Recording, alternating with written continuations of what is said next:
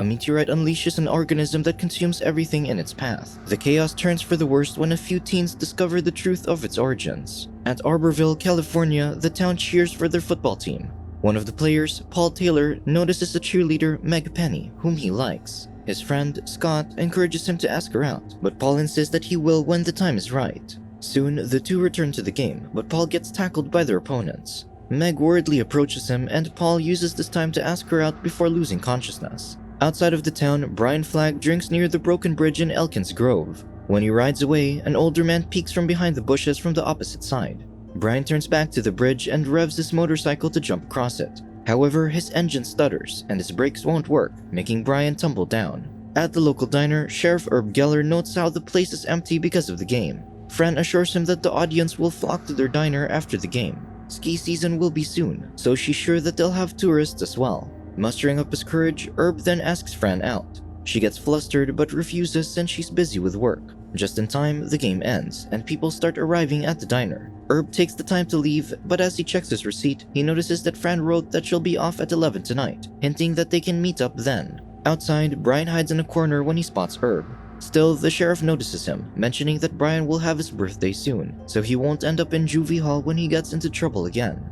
Dismissing this, Brian meets with Moss to borrow tools to fix his motorcycle. Moss is busy with repair jobs, including a snowmaker for the ski season. Brian offers to help out over the weekends, so Moss agrees to let him borrow his tools. That night, the old man in Elkin Grove sees a meteorite crashing, so he goes to investigate. Meanwhile, Scott buys protection for a date when Reverend Meeker approaches him.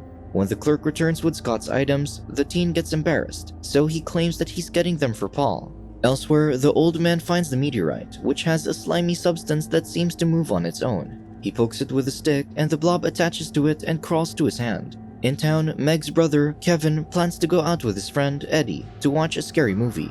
However, Mrs. Penny refuses to let them. Soon, Paul arrives at their home, so Mrs. Penny greets him just as Kevin goes with Eddie to sleep at his place. Meg then introduces Paul to her father, Tom, who happens to be the clerk whom Scott bought protection from. This made the father think that Paul will use it with his daughter. In Elkins Grove, Brian fixes his motorcycle when he hears something in the dark. He turns his headlights on to investigate but doesn't find anything. Suddenly, the old man appears with an axe. With the blob consuming his hand, the man chops his wrist, and Brian tries to stop him. However, he sees the blob disintegrating the man's hand, making him pause long enough for the man to escape. On the road, Paul awkwardly chuckles at the thought that he had to explain himself to Meg's father earlier. The old man suddenly appears, and Paul accidentally hits him with the car. As they check on him, Brian arrives, warning them about the old man's hand. Still, Paul and Meg take him into the backseat to drive him to the hospital. Paul also demands Brian to get in so he can explain what happened. Brian begrudgingly does, knowing that they'd blame the accident on him if he didn't. Soon, they arrive at the hospital. However, the nurse wonders more about the old man's medical insurance than his injuries. She sends the old man to another room, and Brian assures him that he'll be okay. Meg overhears this, surprised by the troublemaker's kindness. Still, Brian leaves, noting that the hospital won't care about an explanation anyway. Meg and Paul spend their dates in the hospital. To uplift the mood, Paul goes to the vending machine but notices the old man trembling from the ward. He checks on him, only to find that he's already dead with something inside him. Hurriedly, Paul calls the doctor, and when they check on the old man, half his body has already disintegrated. Scared, Paul calls the sheriff, not noticing the blob behind him until something corrosive drops on the desk in front of him. Paul looks up in time to see the blob falling on him.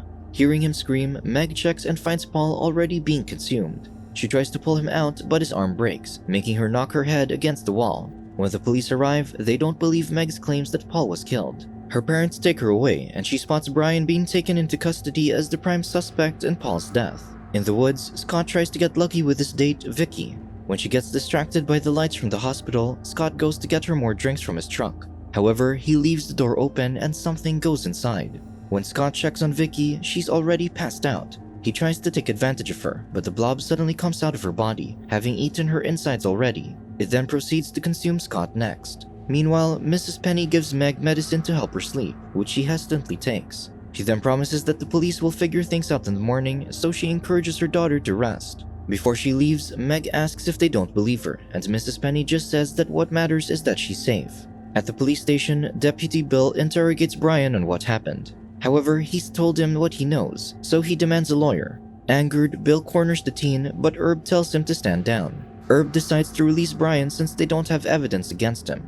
He also doesn't think that he's a killer, so they should focus on investigating Paul's death. With that, Brian leaves just in time for Meg to find him, having snuck out of her house. However, he refuses to talk about what happened. He goes to the diner, but they're already closing, so Fran offers him a sandwich instead. Meg follows him there, asking for his help. Brian notes that she hasn't talked to him in 3 years, yet now she wants his help.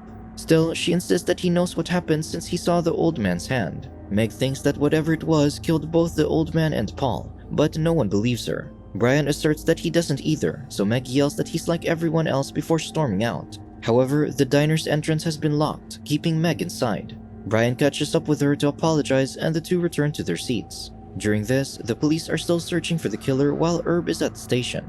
Recalling that he's supposed to meet with Fran, he takes a break and leaves. At the diner, Fran and her coworker, George, clean up when the woman notices that the sink is clogged. George goes to fix it, but when the plunger doesn't work, he puts his hand inside the drain. Thankfully, he's able to pull his hand back, though he gets a slimy substance on his fingers. Suddenly, the blob reaches out from the drain and grabs him. It then forces his head in, and Fran sees this. Hearing her scream, Brian and Meg check the kitchen and witness George's body squeezing into the drain. Afterward, the blob shoots out and starts attacking. As Fran stands in shock, Brian leads Meg to the freezer to hide.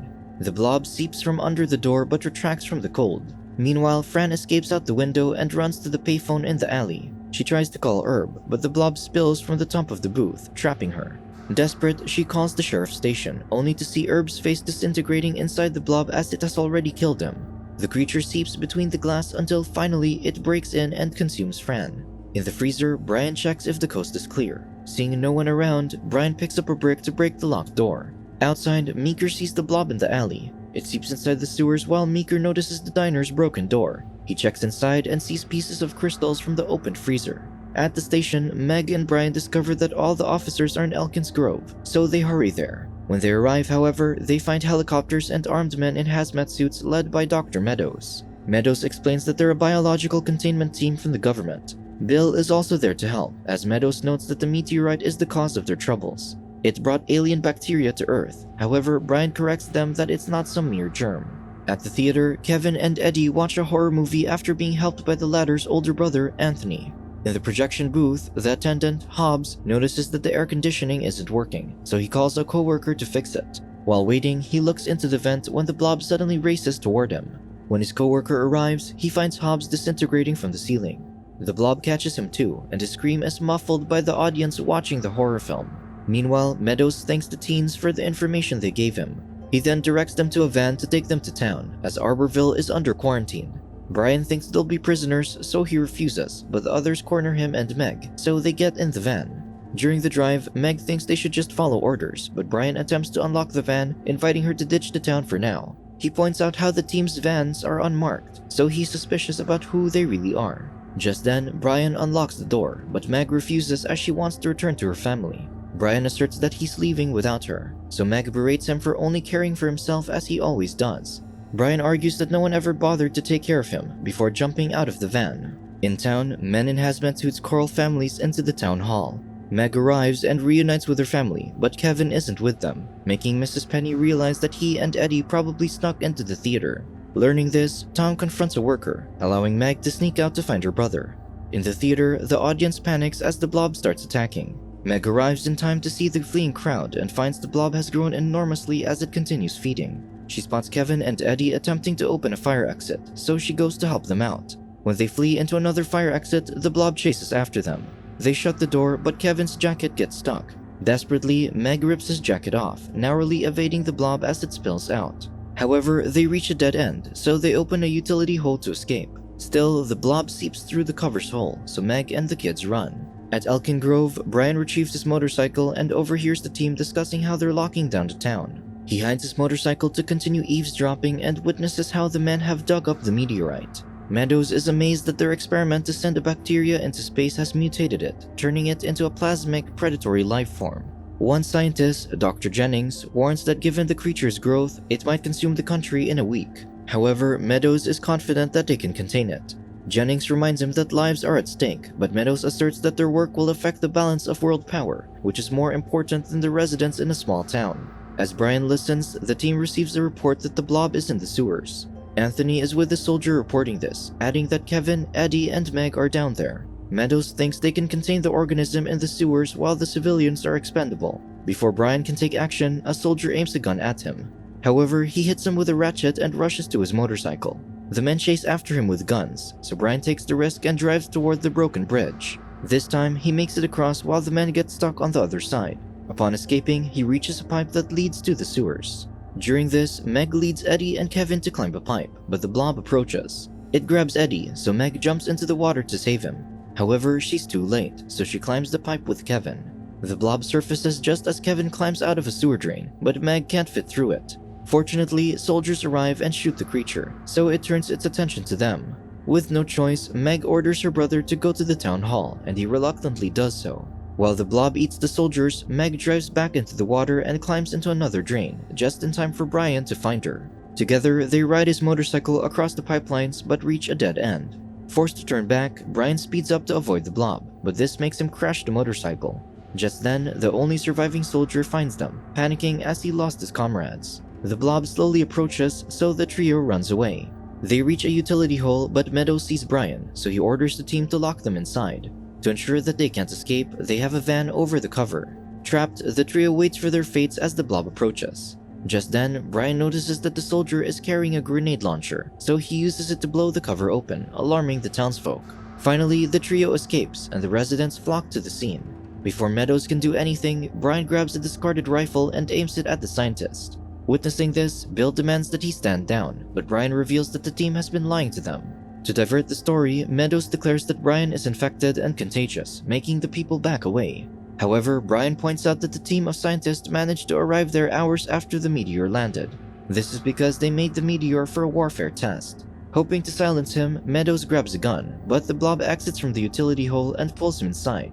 With this, Colonel Hargis decides to end the organism instead, so they open fire at it and throw in a bomb to kill it. However, the ground starts to shake, and Brian figures that they just pissed the blob off. The organism shoots out from the ground and the people run away. It descends on Hargis, who unpins grenades from his suit before it lands, causing an explosion.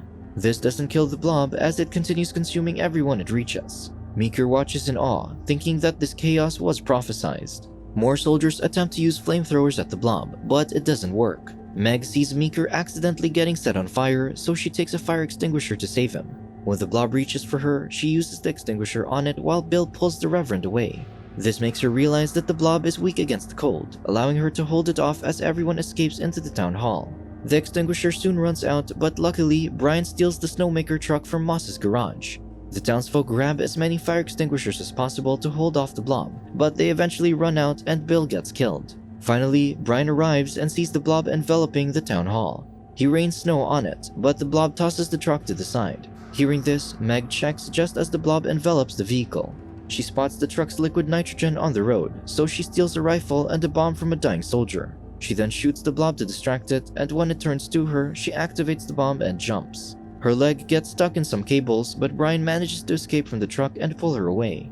Finally, the bomb explodes, raining snow over the town and flash freezing the blob. With the battle over, Meg and Brian hug as the townsfolk gather. Seeing the crystallized blob, Moss calls for a truck to transfer its remains into an ice house. Weeks later, Meeker holds a sermon in another location, preaching about Judgment Day. When one patron asks when that will be, he says it'll be soon. He then holds up a sealed jar where the crystallized blob he took from the diner's freezer has thawed, noting that the Lord will give him a sign to unleash it. Subscribe to watch more videos like this, turn on notifications and leave a like to help the channel out. Thank you for watching.